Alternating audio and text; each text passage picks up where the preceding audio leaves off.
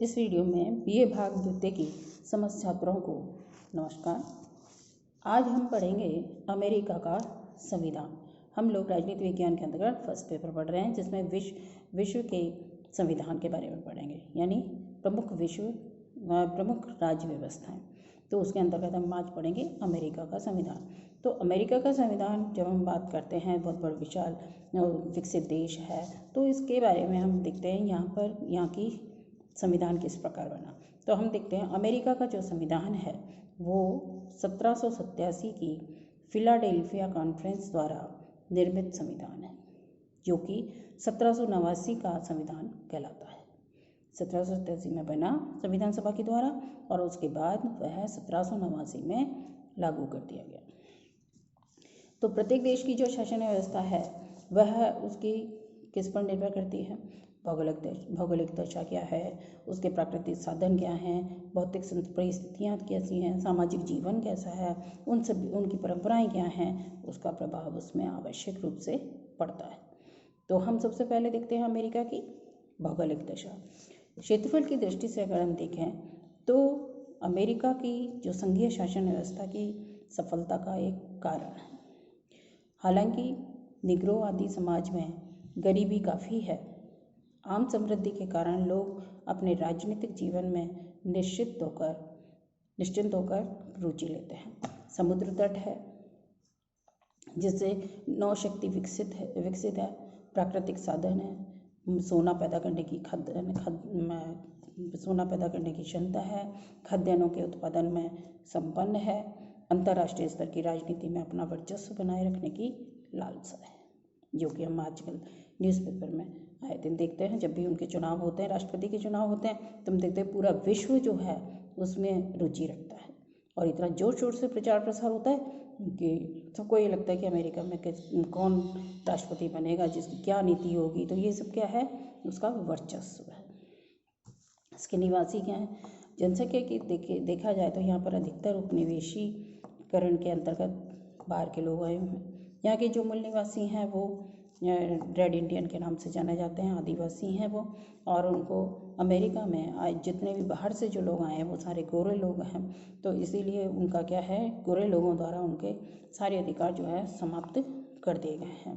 तो इस प्रकार वहाँ आदिवासी की संतानें हैं जो निग्रो कहलाते हैं। अब यहाँ पर अमेरिका की इस जनसंख्या का राजनीतिक विकास पर प्रभाव भी पड़ा है। उपनिवेश इंग्लैंड की मातृ सरकार द्वारा स्वीकृत शासनों की स्थापना हो सकी है तथा बाद में परिस्थितियों के कारण संघीय व्यवस्था की स्थापना हुई।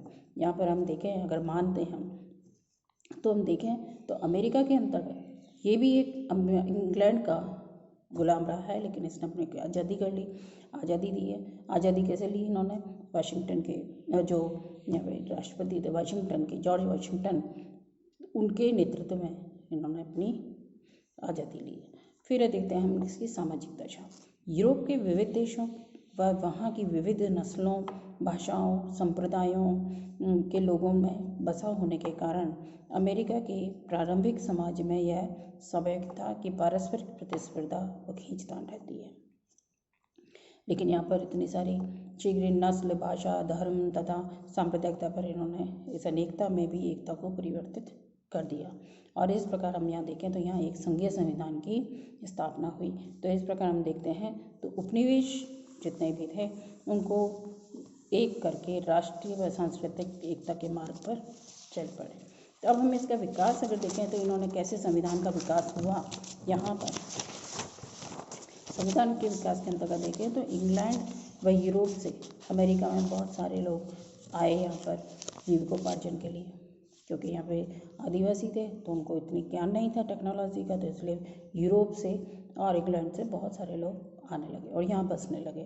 तो इस प्रकार क्या हुआ कि यहाँ पर जो सांप्रदायिक असहिष्णुता व राजनीतिक तनाव भी उत्पन्न होने लगे, अलग अलग देशों से यहाँ पर लोग आए। तो इस प्रकार हम देखते हैं यहाँ पर आर्थिक संकट के कारण बेकारी की समस्या उत्पन्न हो गई। तो बाद में क्या है कि कुछ देशों ने जो बहुत सारे देशों से लोग आए थे, Germany, Ireland, Switzerland, France, Spain आदि सभी देशों से, तो यहाँ पर क्या हुआ कि सब ने अपने अपने एक उपनिवेश बना लिया अलग देशों ने। तो इस प्रकार यहाँ पर मुख्य प्रकार से 3 प्रकार के उपनिवेश पाए जाते हैं। एक तो है रॉयल उपनिवेश।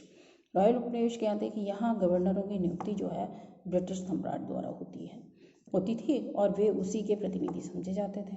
तो निर्देश कहाँ से प्राप्त होते थे? लंदन से प्राप्त होते थे। तो इस प्रकार यहाँ पर क्या है, ब्रिटिश सम्राट द्वारा ही वहाँ पर नियुक्त होता था गवर्नर और वो उसकी शासन व्यवस्था को दिखता था। दूसरे उपनिवेश थे प्रोप्राइटरी उपनिवेश। इन उपनिवेशों में क्या होता है, गवर्नर की जो उपनिवेश हैं वो जो स्वामी हैं, यानी जो प्रोप्राइटरी का मतलब जो संपत्ति भू संपत्ति के जो मालिक थे, उन्होंने वो क्या करते अपने गवर्नरों की नियुक्ति करते थे और बाद में इसकी नियुक्ति का जो अनुमोदन था वो इंग्लैंड का सम्राट द्वारा किया जाता था। तो इस प्रकार वहाँ के लोग ही अपने गवर्नर की नियुक्ति करते, लेकिन अनुमोदन कहाँ से होता था? ब्रिटेन से होता था। फिर आता है चार्टर उपनिवेश। चार्टर उपनिवेश क्या है कि गवर्नर की नियुक्ति जो है वहाँ की विधानसभा की सिफारिश के आधार पर की जाती थी।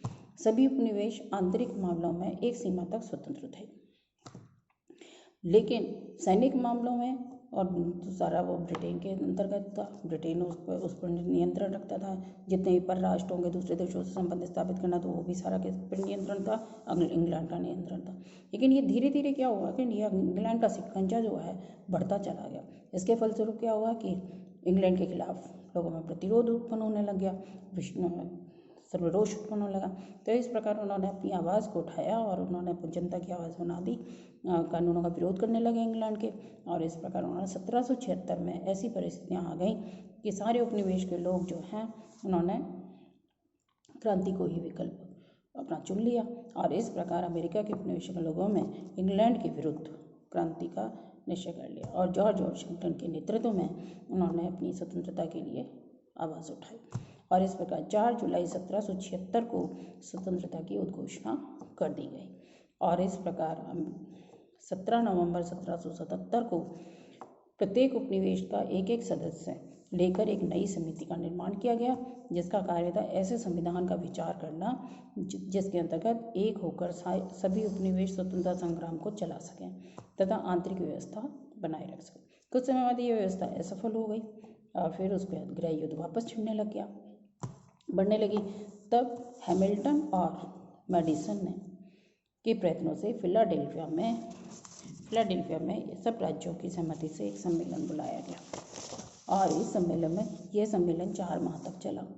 अंत में 17 सितंबर 1787 को अमेरिका के संयुक्त राज्यों के नए शासन के स्वरूप का निश्चय हुआ और संविधान का प्रारूप बनाया गया और इस प्रकार ये ढांचा तैयार किया गया और फिर सभी उपस्थित राज्यों द्वारा स्वीकार कर लिया गया इसको और 1789 में लागू कर दिया गया। तो ये तो हमने देखा एक अमेरिका के संविधान का विकास।